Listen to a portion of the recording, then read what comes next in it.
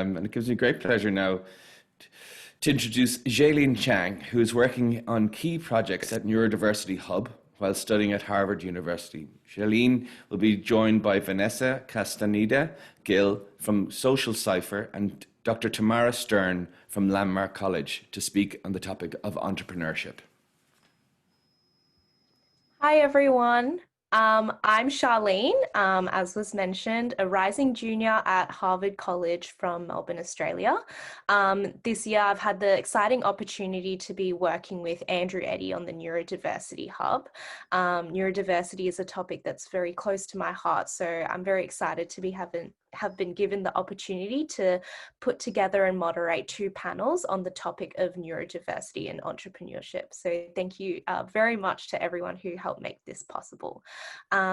Over the past few months, I've been working on curating resources for neurodiverse individuals interested in entrepreneurship on topics such as developing the entrepreneurial mindset, building support networks, and understanding the entrepreneurial life cycle.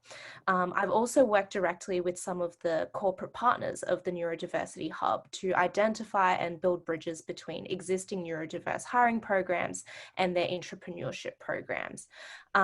Building supportive, inclusive workplaces where neurodivergent thinkers thrive, best practices in managing diversity, inclusion, and building entrepreneurship in the workplace is the name of the research paper which greatly informed these projects I completed throughout my internships.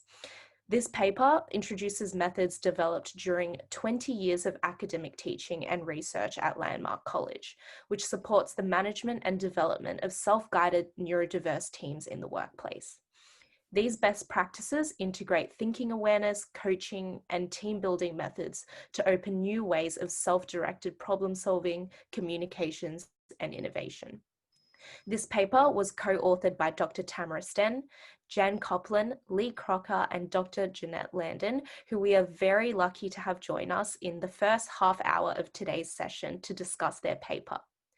Dr. Tamara is an economist, social enterprise developer, author, researcher, professional studies faculty, and coordinator of the Landmark College Entrepreneurship Accelerator program, a school that specializes in teaching students with learning differences. Lee Crocker is an associate professor at Landmark College and chair of the professional studies department. She teaches interpersonal communication and leadership at the college. Jan Coplan serves as the Director of Career Connections at Landmark College. She is a member of the Executive Steering Committee for the college's Centre for Neurodiversity and also serves as the chair of its Partnership Building Committee. And last but not least, Dr. Landin earned her EDD in Educational Leadership, Curriculum and Instruction and her MBA from the University of Phoenix. She holds master's levels certifications in autism spectrum disorders and in accounting. And her professional passion lies in her work with college-age students with learning differences. And she has developed an accounting and business curriculum specifically for students with autism spectrum disorders, dyslexia, and ADHD. And now, without further ado, let's go ahead and start delving into the paper itself. If any of the attendees have questions throughout the panel, please feel free to pop them into the chat and we'll try to answer as many as we can in the last 5 minutes. So to start with, Tamara, could I please get you to talk a bit more about the link between neurodiversity and entrepreneurship, and specifically what might some of the advantages neurodiverse individuals might have when it comes to entrepreneurship, and what are some of the challenges as well?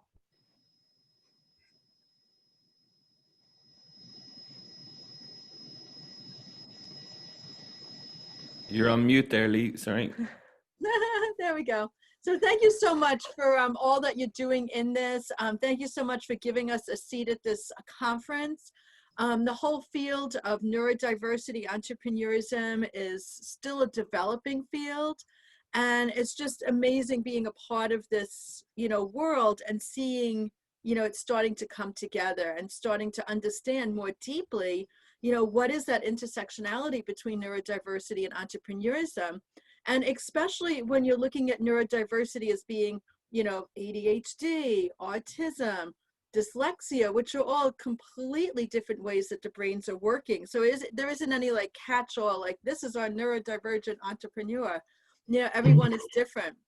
And what's really interesting too is because before working at Landmark, I spent 30 years, you know, working in entrepreneurism, just in mainstream society, and kind of seeing that difference, you know, as I enter into the realm where we have hundreds of students who are neurodiverse, and guiding them through the entrepreneurship journey at Landmark College, and being able to see some of the differences. But the more I look at the differences, the more I start seeing more similarities, which is really fascinating.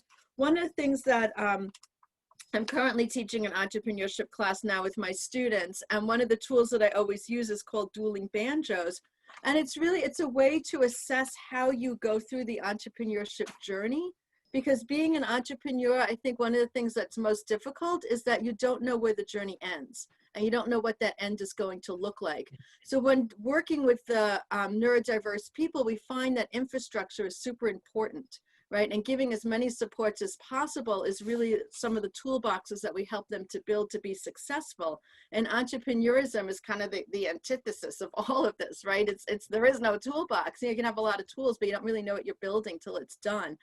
So, you know, guiding students through that, what we found and what we reported in our paper was, you know, the importance of having that toolbox being built, right? And working with things such as collaborative intelligence, you know, where people are really breaking out the ways that communications happen between teams and individuals, working with what we call the world of learners wheel of self-assessment. So having a really deep reflection of who you are, how this is interacting with you, what are your skills, what are your abilities, where are you going to be needing help. So really micro stepping down the entrepreneurship process and being able to anticipate what's going to come next and what might be hard and what might be easy based on someone's neurodiversity, I found has helped people to be more successful and be more prepared as they move into areas that aren't so known, right? What's going to come next? Because it's one thing getting the idea, it's another thing setting up the business, then managing the business, and all of those use different types of neurodiverse skills. And Right. yeah, and then the last thing that we found also is, and this is what my colleagues are going to talk about too, is the pedagogy and the support, you know, the learning that they get in the classroom. So having these outside tools, but also having the supportive classroom to help them build the communication skills, the team building skills, because as an entrepreneur, we don't really do it alone. And I find also, especially with my students, you know, having that support of others, if you're super strong in one area and not in another, you know, that can be balanced out by having a good partner on your team. Certainly. Great. That's a very comprehensive introduction onto the link between neurodiversity and entrepreneurship. But now, Jan, would you mind elaborating on how this can actually be applied to the workplace, and specifically how neurodiverse thinkers could potentially bring a new way of addressing company challenges? Sorry, I think you're on mute. Yes, absolutely. As Tamara said, thank you so much for including us. This is very exciting to be able to talk about how the research plays out in the real world and in the workforce. So what's important is to realize that neurodiverse thinkers bring a whole new way of thinking. And a lot of businesses and corporations are really excited about innovation and how to bring innovation, and variety inspires innovation. So you bring the neurodiverse mind to the dialogue, and there you have it, innovation. I'm going to share a quote from our paper. Companies with differently abled employees outperform their competitors, averaging 28% higher revenue plus higher shareholder returns. That's from Hyland, Amp, and Connolly. However, individuals with intellectual and developmental differences have 85% unemployment rate. That's from Moss. The disconnect between talent and opportunity is due to the job misalignment and neurodiverse individuals' unique needs. That's from Armstrong. So basically, when provided the right and work environment and given the right support structure, neurodiverse individuals perform at a higher rate. And this is seen from the case studies that we quote in the paper with greater productivity, more efficient ways of working, identification of errors, and employee progression from one level to the next at a greater rate. Right. And Jeanette, the paper also mentions how entrepreneurship or innovative projects or roles in already established companies can actually increase the well-being and job satisfaction of neurodiverse employees. Could you please elaborate on why this might be the case? Thank you. Yes. So this goes back to self-determination theory that was developed by Dacey and Ryan, and that is all about motivation, intrinsic or extrinsic, and how it leads to the worker's autonomy, competence, and the relatedness of themselves with their tasks.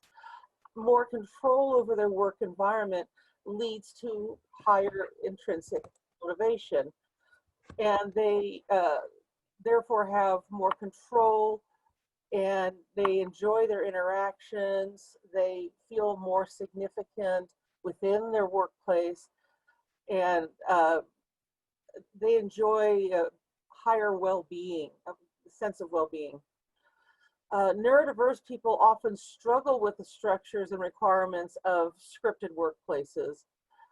So their need for autonomy and open design of project-based entrepreneurship supports their self-determination and leads to higher functioning. Neurodiverse individuals, if given the opportunity, can elevate the top line. They can, if they're given a chance, they can use their talents, and where people see a disability, we see a unique strength that might be hiding underneath this disability. So allowing it to grow breeds more talent, allows a company to gain a competitive advantage, and that leads to a better sense of company culture, growth at the bottom line, and cutting the time to market by using the talents of the individuals already in the company. Deloitte and Touche made some comments about this particular process, and they talked about how entrepreneurs, especially neurodiverse ones, need unique support. They need for their entrepreneurial behavior within the company, because that's what entrepreneurship is. They need a chance to be responsible and autonomous, motivation, which that ties back to that whole self-determination theory. Then they need resources and structure and processes so that they can best thrive within that situation. Right.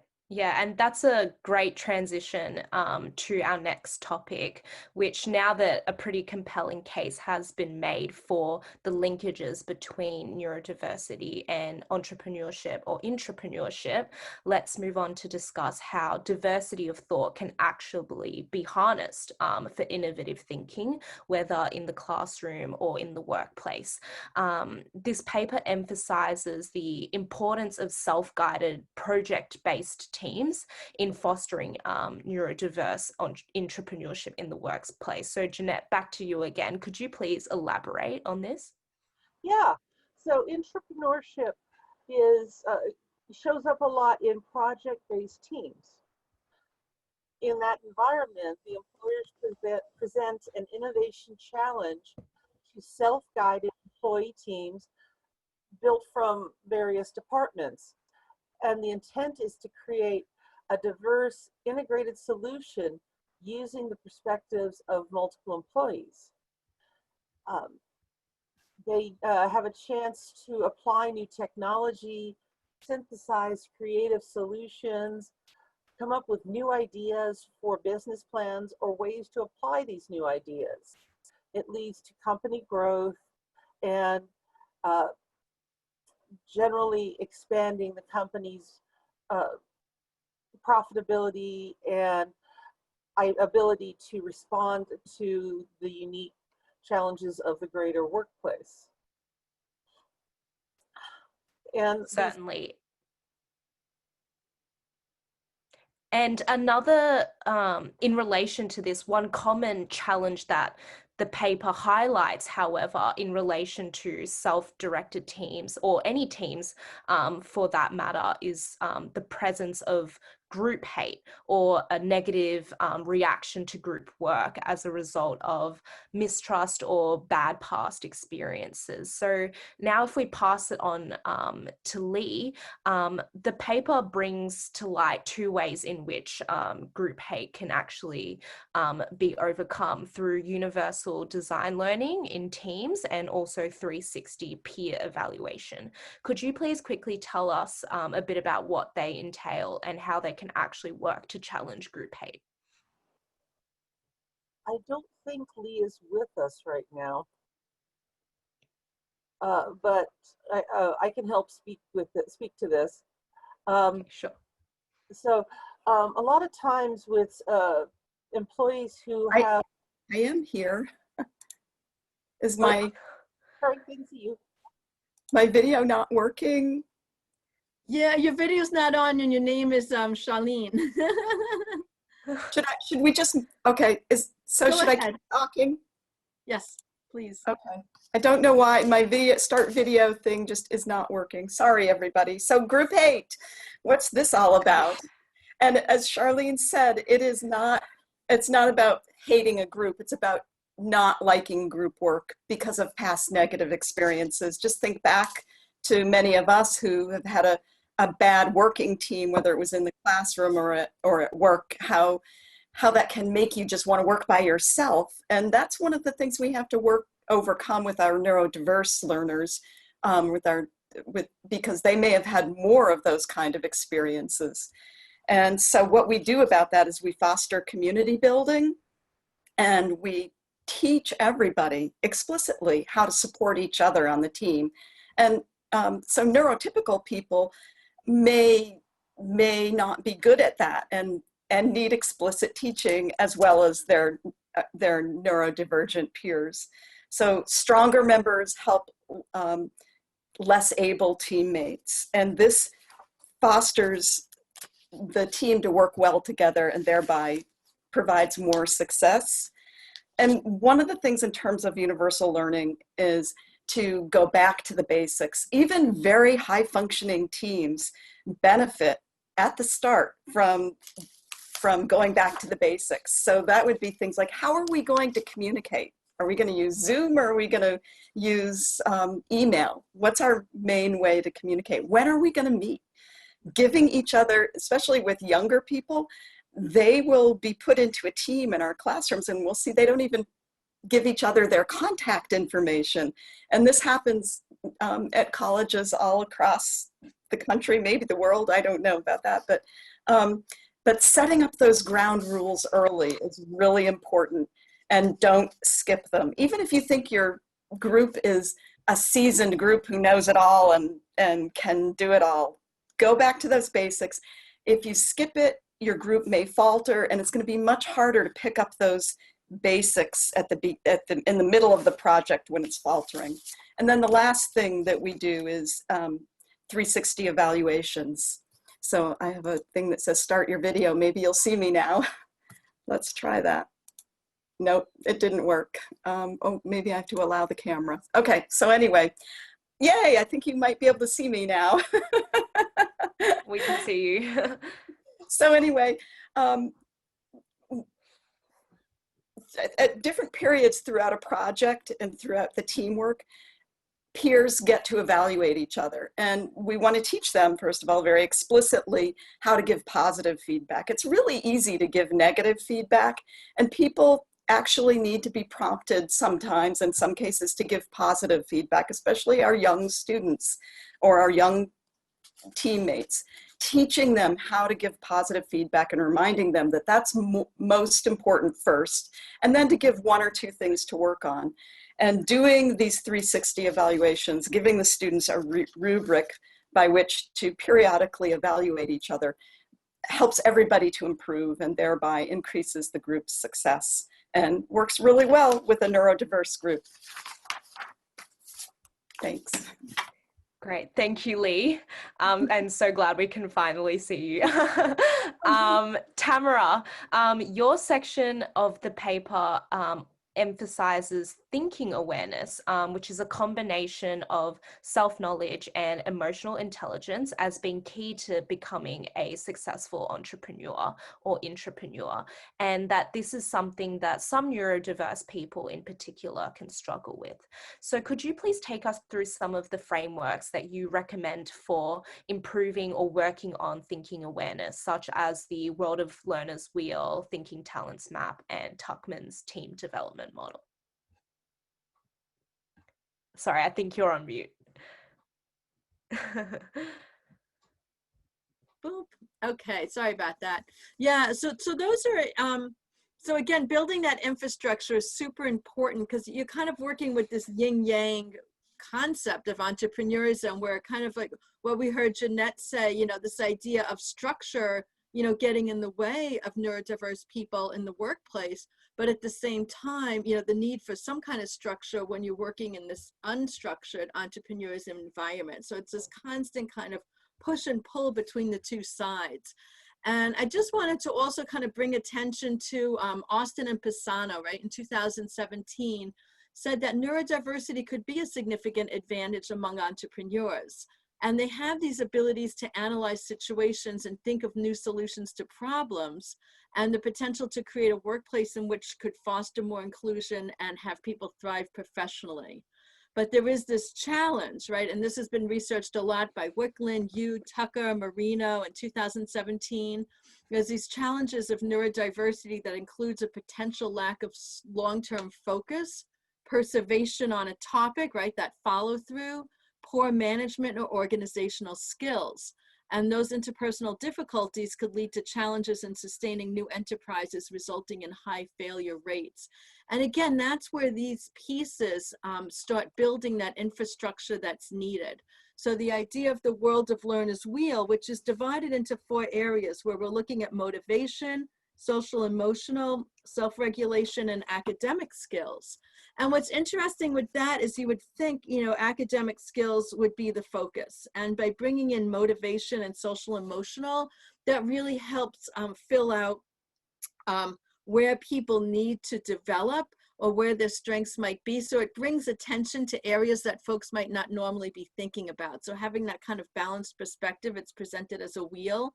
And the way it works, it's a self-assessment where you're looking at how have you achieved a particular skill and being able to monitor your social emotional responses. And you can be nascent or you could be expert. And as you assess yourself from different situations, you can start setting goals for yourself of, okay, I need to pay attention to, you know, like we just heard, making sure I've signed up for my group project in a way that people can communicate with me. Right? And then doing the collaborative intelligence, that's the same thing. That's being able to really identify people's skills and working with those skills, like knowing who's good at keeping the group together, you know, who's good at keeping track of a schedule, and really giving that person the space to do what they're good at. And then the Tuckman team development, I love that piece because it really helps people to not just assume, kind of like what Lee had said, you know, that communications is going to happen. It gives people the steps that they need to go through the process. And I make these very deliberate things that are part of the classroom experience, and we keep repeating them. And what I find is when my students become independent entrepreneurs, because that's outside of the classroom, that they can join our program called LEAP, where we work with them to have, as they develop their own independent business, I find them continuing to go back and use these tools. So they become really useful in building that infrastructure in an environment where we don't have a lot of infrastructure. Great. Thank you so much, Tamara. And now before we wrap up and head into answering any questions we might have from the audience, let's hear from Jan again about which companies have actually implemented some of these practices that you mentioned throughout the paper of inclusive entrepreneurship in the workplace. Well, I'm going to start off with defining appreciative intelligence, because this is how you see this in practice with these case studies. So appreciative intelligence is a key element of integrating all employees into the workplace, is addressing unique social and physical needs using methods such as appreciative intelligence. Appreciative intelligence is the ability to not just identify positive potential, but to devise a course to take action and take advantage of it. So the case studies that we cited in our paper were from companies like Ernst & Young, EY. I saw that here in Shukla, who we have our partnership with, is attending the conference, JP Morgan Chase, and DXC Technology. And so these companies are putting these theories in practice and seeing great success. What they did is they included 3 common elements. These programs varied just by little differences, but the common elements with their neurodiversity at work programs were that they provided a robust neurodiverse training, and they provided key support for the individuals that they were evaluating for employment. And that support were the structures that really helped these individuals to succeed. So once they were hired, they had a trained supervisor, they had a job coach, a mentor, which served as like a peer advisor, and a buddy. And the buddy was really there for the social piece, to really help them navigate social settings. And additionally, these corporations enabled the applicants to engage in group work before their job placement, so that they could evaluate their skills and better understand the individual's unique work processes, how they communicated and their behaviors. And as I said earlier, that resulted in the efficiency, higher productivity, job retention, and also belonging, a feeling of belonging. So the support extended beyond the recruitment, and it went into the onboarding phase, and as I said, led to sustainment of the positions because of the special care and attention given to each individual. The exciting thing to see with this is, we quoted these 3 businesses, but now these businesses are causing a ripple effect in the neurodiversity at work movement, and more corporations are adopting these programs. And so the research and the data is demonstrating that some of the corporations like JP Morgan Chase is actually requiring a neurodiverse training for all employees, not just the ones that are going to be supervising or serving as coaches, but throughout the company. And they're seeing that these dedicated efforts are benefiting the entire corporation, so the neurotypical as well as the neurodiverse employees. And it's important, I think, to note that, I quoted several large corporations, but this is working on the small levels as well. So little businesses who are implementing neurodiverse programs are seeing the same successes. Great, thank you. And now we will move on to, I think we have time for one question before we head on to the next panel. Shall I pass it on to Colman?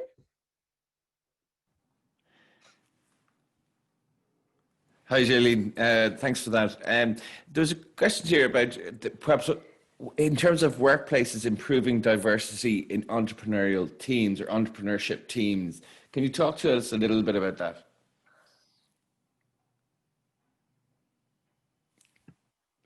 Jan, do you want to talk about that with the workplace teams? Sorry. So to make sure I understand the question, so how the workplace is implementing neurodiverse teams? Yeah, in terms of maybe what still needs to be done, or where do we go from here? Oh, wonderful question. Okay, so what still needs to be done, I find, is educating, continue to educate other businesses of how easy the implementation is for these. I think a lot of people feel like this is an overwhelming charge, and it really is not. But I think what I've been following as these opportunities expand, they're constantly improving them, but I think the big piece that a lot of corporations are now focusing on is the mental health aspect. Mm-hmm. So it's wonderful to provide these supports, and the mental health is improving, but it's still the idea of bringing your whole self to work, not feeling like you have to camouflage or hide or mask, is huge. So I think that's, there's research being done right now, and tools being put in place, but that's, I think, the eventual goal is to have that be addressed as well. And one of the things that I'm starting to look at is the use of tech, assisted technology. Yes. In entrepreneurism. And Jan and I are actually working on a study next semester where we'll be working with our student entrepreneurs and looking at that intersection of tech, learned experiences, innate abilities, and just seeing, you know, how are these decision making and team building and leadership skills developed and used in student entrepreneurs. Also, one other thing, I saw a bunch of people were asking about our paper. So the paper has been accepted for publication, and it will be published in the spring. So as soon as that becomes available, I'll definitely let you know through Xialene, okay? And then people can get access to that paper.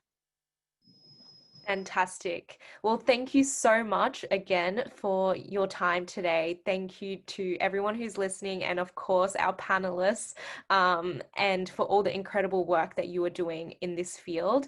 I will make sure to share the paper once it's published with everyone who attended, and thank you again. So now that concludes the first half of the entrepreneurship and neurodiversity session. We will now play a recording with Vanessa Gill, a founder of Social Cipher.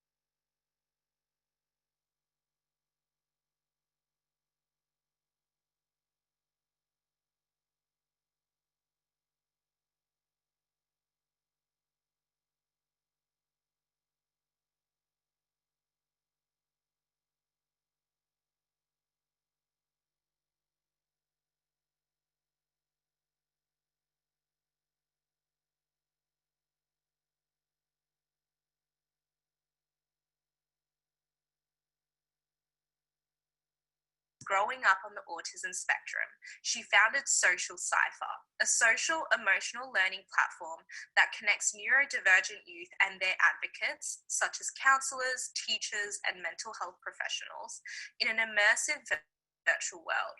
Their empowering game-based approach helps autistic youth fail safely for social emotional success beyond the screen.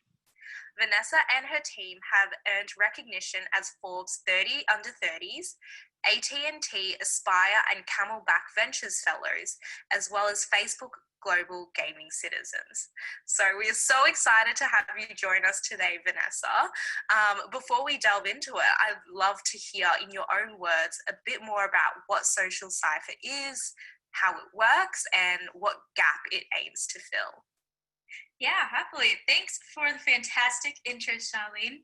I'm super excited to be here. So Social Cipher is a social emotional learning platform that gives neurodivergent youth a space to understand and apply social interactions, while also creating a platform between their advocates, so counselors, teachers, and other sorts of psychologists and educators, and connects them in this virtual world. We use it through game-based learning, and we do it through episodic-based games. So our first game is called Ava. It's launching very soon. We're running pilots for it. And it's about an autistic protagonist who takes a space pirate adventure and forms community while also battling her self-doubt and figuring out a little bit more of who she is. But yeah, that's a little bit of what we're about. really, we're here to empower neurodivergent youth, to give them representation, and to show them that they just learn differently, and that's not a bad thing, and help them with social emotional skills. Definitely, that's incredible. And what gap do you think that this is trying to fill? Like, I'm sure that, you know, you mentioned in your personal experiences growing up on the spectrum, that this is something that you didn't have an opportunity to trial, like in a safe space. So would love to hear about, like what gap you recognized and how Social Cipher aims to fill that gap. Most definitely. So I guess that requires a little bit of backstory. So I was diagnosed with Asperger's when I was 14, and due to a lot of the stereotypes of it, I really had a bad perception of my autism. That led to a lot of years of suffering from depression and anxiety and low self-esteem, because I was really ashamed of who I was, and I don't think there was much positive representation out there. So I actually hid my diagnosis for about 6 years, and it wasn't really until my family kind of helped me out and showed me that I just needed kind of a different way to learn things. And so for me, that what really made sense when it came to social interaction for me was movies and music and games. And so I started kind of creating my own techniques through that. And as I got older, I went to college, became sort of a neuroscience researcher, and I realized that I could pair my neuroscience expertise along with my personal experience. And that's where I also learned that autistic youth are 5 times more likely to be bullied. They are 10 times more likely to die by suicide compared to neurotypical peers. These are huge statistics, and a lot of it can be due to loneliness and isolation and to the same problems that I had. And what I also realized was that autistic youth are about 2 times as likely to play video games. And while there are a lot of reasons for that, it's mostly because they align really great with autistic traits, their objective goals and levels and such. And I think that, you know, the main reason here is that video games are a place where you can experience human connection and interaction without judgment or rejection. So that was really the object of what we were creating with Social Cipher. And I think on the counselor side, especially right now during the pandemic, it's really difficult to practice social emotional learning remotely. A lot of counselors and therapists and educators in our focus groups and research have really said that it's really difficult to connect with their students and their clients. And when it comes to a lot of social emotional learning curriculum out there, a lot about it is really just out of touch. It's not engaging. It can be patronizing. And when it comes to middle and high school age youth, none of it hardly is. Like, there's hardly anything that exists for that. So we wanted to fill that gap. Yeah, incredible. And going back to a point you just made about how a lot of the platforms that do offer somewhat comparable services do so in a way that is patronizing or not suitable for like the age gap or the target user. I know you've mentioned before to me that this is something that Social Cipher really aims to address, which is speaking directly to the users, learning from the users about what works for them. So could you tell us a bit more about how you interview and work with the target users of the game? For sure. So in addition to myself, we actually have 2 other neurodivergent folks on the team who work really closely with our fantastic game designers, our developers, and our writers. And that's really to make sure that we are telling authentic stories. We're depicting situations that people can actually recognize and feel represented by. And so we have characters that people can relate to. In addition to that, we are constantly playtesting with neurodivergent youth, as well as therapists and counselors. So we do pilots. We have one coming up in January. There are mental health professionals that are interested in that. And we also do playtests about monthly, and we have a Discord group of neurodivergent individuals who are constantly giving us feedback. And typically what we do is we have these neurodivergent youth, we put them in a focus group where we interview them, and we really ask about what the most difficult struggles were for them socially, what has really empowered them and helped them, and what they related to, and we bring all that into the game and into the situations we depict.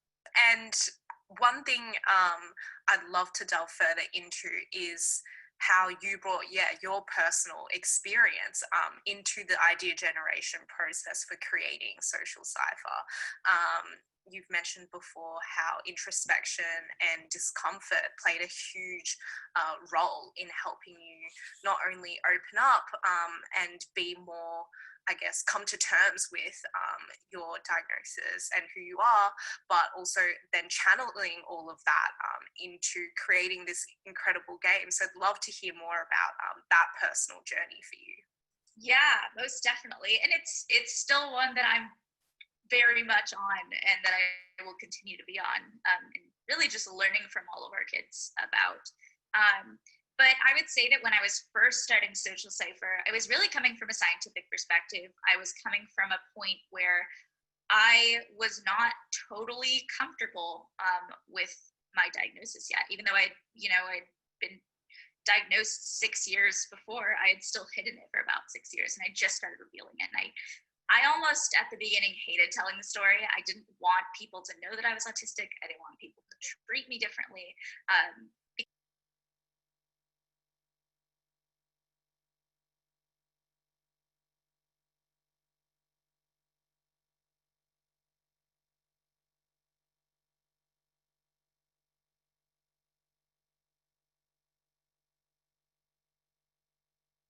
Where I was trying to like train and fix my former self, and trying to kind of not face all of the pain that I'd really endured in those times, and a lot of just really awful things I had about my self-perception.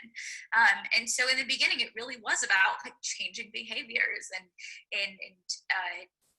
behaving in a more neurotypical manner, because I thought that was the answer. I thought that was what would fix me, or the past me. But as time went on, as I started talking to more autistic youth, like Ava, there's actually a young girl named Ava. She's our first tester, and she's kind of inspired the name of the character for this game. And I saw a lot of myself in her. And I think that, she's 8 years old now, and we started testing her with her when she was like 6. And so because we used to be for a much younger age group, now we're for 10 to 15-year-olds, but I first started testing with her, and she was just so brilliant and wonderful and kind. And thinking about it, I was just like, I don't ever want her to think about herself the way I thought about myself, when I was in my teen years. And if we're talking about correcting behaviors and saying that she needs to have this certain type of neurotypical behavior to get through the world, what is that telling her about her own self-perception? How is she going to respond to that? And I realized that was not the way to go. And so that's kind of when we started growing, and I started having to come to terms with myself, and instead of thinking of myself as someone that needed to be fixed, and someone that needed to like adopt certain things because she was annoying and didn't fit in. It was much more about, this was a young person who was doing the best she could with what she had, in a society that just really wasn't built for her, especially socially. So I think that once I started to reframe there, and that took a while, and really just fully have compassion for myself and the wonderful self that I was at that age. That's really when Social Cipher and Ava's story started to come together and become something that felt good and felt real and felt less mechanical. Now it's so much more of just a story about this young girl who's super curious and bright and brilliant and makes mistakes and fails, but also just gains some genuine friendships and advocates for herself. And that's what I want these young people to take away from that. And you mentioned a bit before about how your authenticity and your empathy helps you really connect with all your team members and is definitely a strength when it comes to your leadership. But in terms of any challenges that you might face, whether personally or as a leader, how do you think your team members, if they do, help to keep you accountable and keep you on track as well? Yeah, I mean, I face this a lot, and I think that new problems start to arise, whether it's due to my ADD or my autism, at any time, especially in the startup and business world, which unfortunately so isn't built for us right now. And I think that whenever I'm working through a problem, I'm very straight up with my teammates, and I'm just like, if I'm avoiding something, if I'm past something on a deadline, it's probably because I don't know how to do it and I'm burnt out and I don't want to face it, and help me face it. And so they kind of know that cue now, and they'll check in all the time. We do a lot of personal check-ins with each other. And I think that's huge for us. And they've been just very understanding my anxiety with certain things. I think as just like a very, I don't know, I think it's a very hardworking and dedicated person. And I think just with this mission, because it is so personal to me, I definitely have the tendency to overestimate what I can do. And I forget that there are all these talented people that I can delegate to and help. And so I think that with them, they're always just so wonderful and checking in when I need support and being like, hey, you should assign some things to me because you have focuses over here. And I think that, they look out for me whenever I'm feeling, overstimulated, or whenever, just my anxiety is rough at the time. And I think that we're just really forgiving and compassionate about our own mental health and where our energy is at, and, to rest and take breaks and such. I think it's super important. Yeah, that sounds like a very psychologically safe working environment, because definitely under typical or more hierarchical companies, it would be the case that the CEO could never, show any weakness, or that they would always have to be the one that's lending the assistance and keeping on track of all the employees, but definitely, having the ability for you to be able to do that, but also show that you're human, and in doing so make it more comfortable for employees to show their vulnerabilities as well, so you can help them in turn. Sounds like, very important sort of working environment and culture, especially with a team of people from diverse backgrounds, whether neurodivergent or people of color, or other experiences as well, like you mentioned. So that's great to hear. And one thing that kind of is a key characteristic of entrepreneurship is that things often happen quite unexpectedly. Like you mentioned, you might have to take a turn when you receive feedback from a playtester, or maybe a pitch doesn't go quite as expected. So how would you say you've had to confront all the changes that happen with entrepreneurship and learn to deal with them in a more productive way when it kind of goes a bit against your general nature? Yeah. I mean, for me, I definitely where being autistic hits for me, in addition to a lot of other factors, is that difficulty with change, which is very ironic to the startup space because it is defined by change constantly.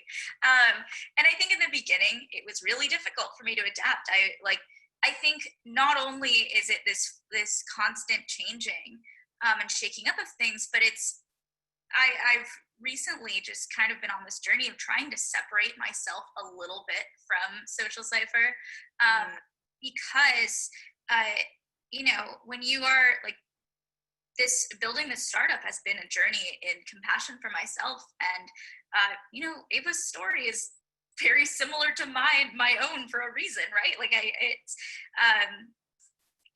I've had a hand in writing the roots of the story.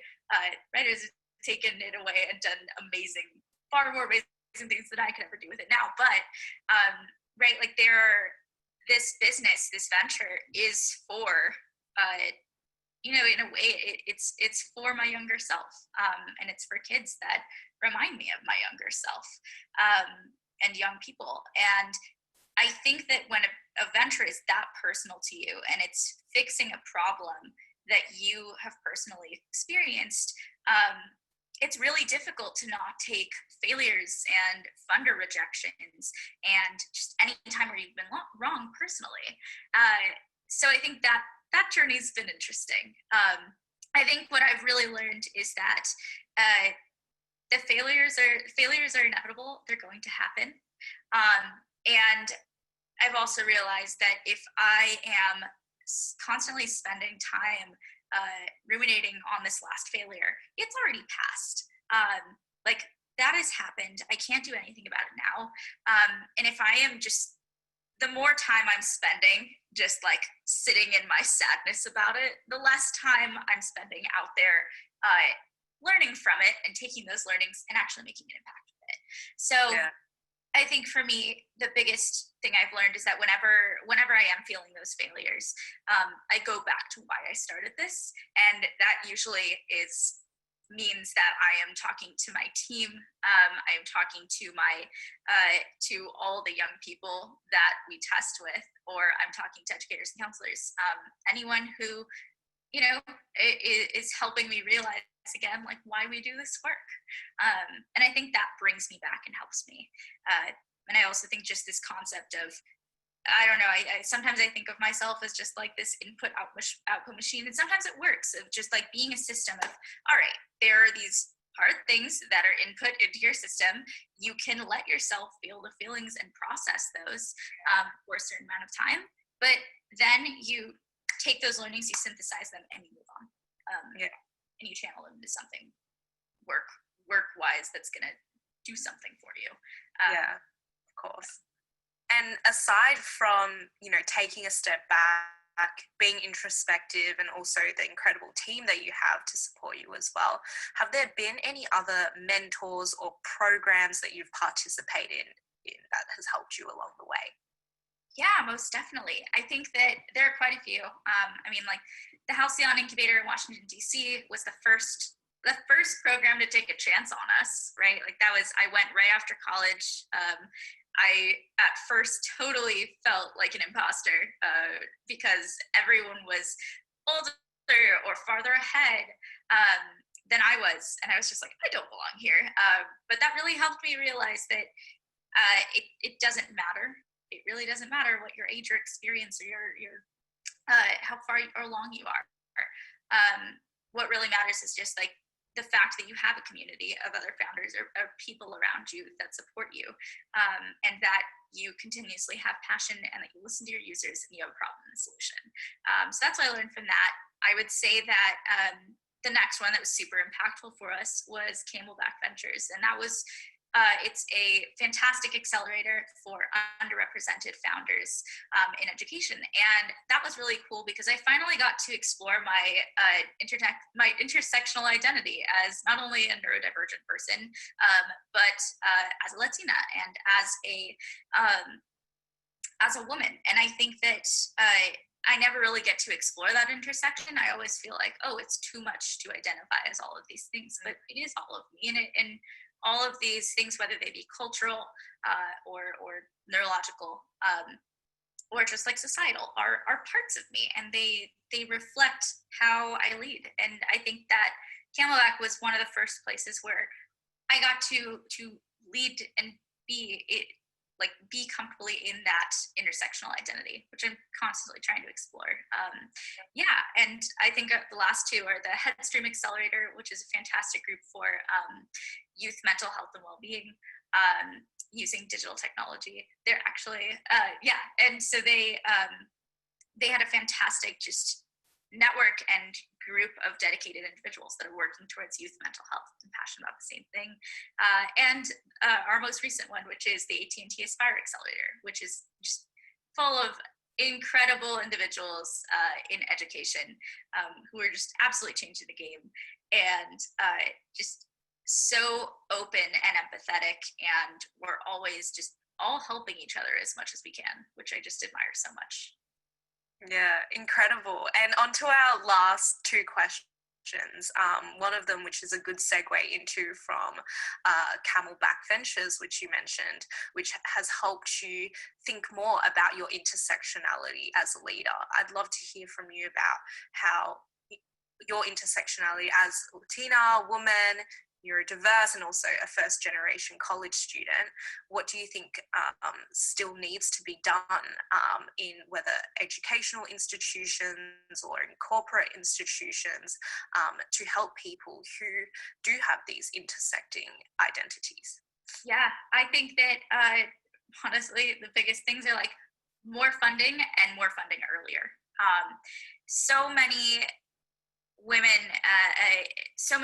women founders, neurodivergent founders, and Latinx founders, and all three are have so many different experiences that that they can pull from to have these fantastic ideas. And they're led by people that are actually in this community that have experienced some of the biggest issues that are kind of plaguing us right now. And I think that one of the biggest things that's really difficult is finding early stage funding.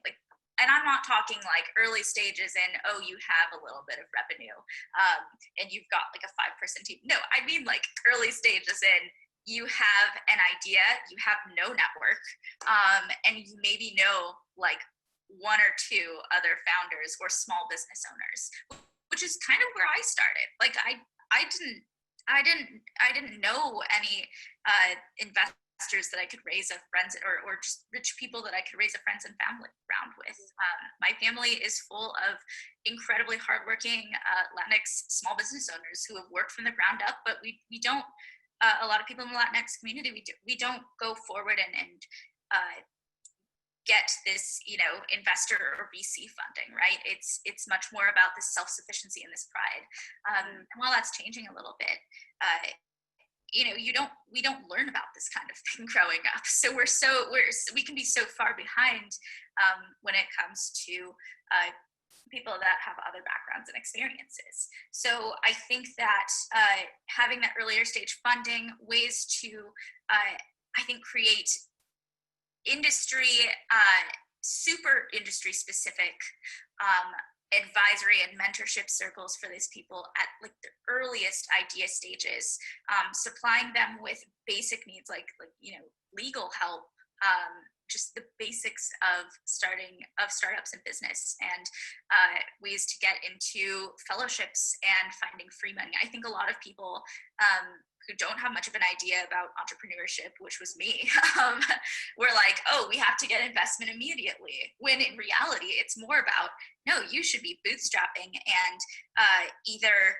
going through like pitch competitions, fellowships, and grants for as long as you can, or generating a little bit of revenue as long as you can before you even go towards those investors and such. And I just don't think that knowledge is well known. And I think that a lot of people who come from my various communities don't even get the chance to continue and to go on because they don't get that super early stage vital support.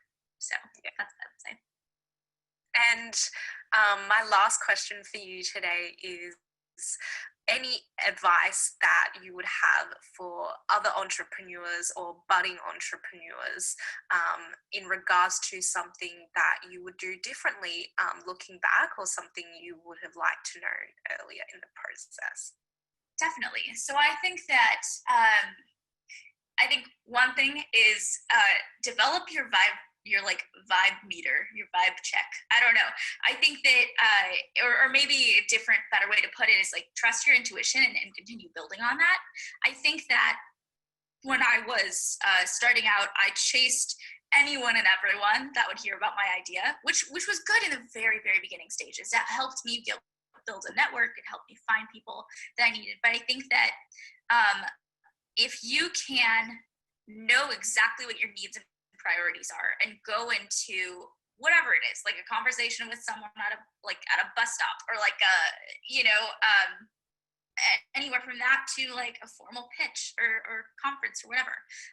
If you can go in with your top 3 priorities and needs, however big or small they are, you can develop a much better sense and just like vision for where you're going and find the people that you need to actually go for. And I think when it comes to intuition, if a person is just, seems to have all the relevant experience that you need and seems to be like perfect, but they don't seem like they're super respectful or like they take you seriously, or they seem like they just want something from you and that's it.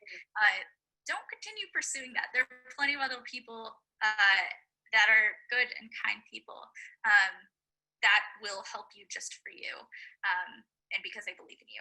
And I think that's important. I think another thing is always like always ask for help and don't be afraid to do it, because people are way more willing to help you than you think. And I think that vulnerability isn't something that people see a lot, and it's even more of an impetus to ask for help. Usually that will come through. And yeah, I mean, I think those are, I think the last one is definitely like, listen to your users and don't get too attached to your solution. We changed so much. We've done over 50 something, probably close to 100 prototypes now. And we're so much better for it. And we're so much stronger for all the failures we've gone through.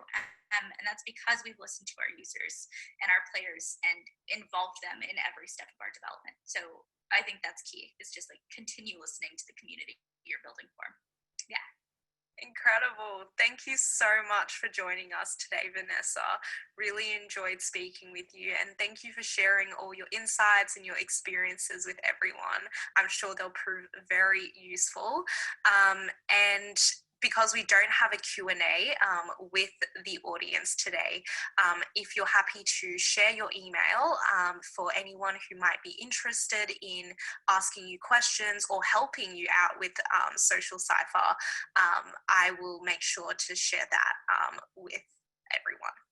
Fantastic. Yeah, thank you so much for having me. And if anyone in the audience is interested in learning more, or because we're raising a pre-seed round right now, if anyone is interested in investing, or if there are therapists and mental health professionals out there, or educators who want to pilot with us, please, contact me with the information provided. And thank you so much. It was great to be here.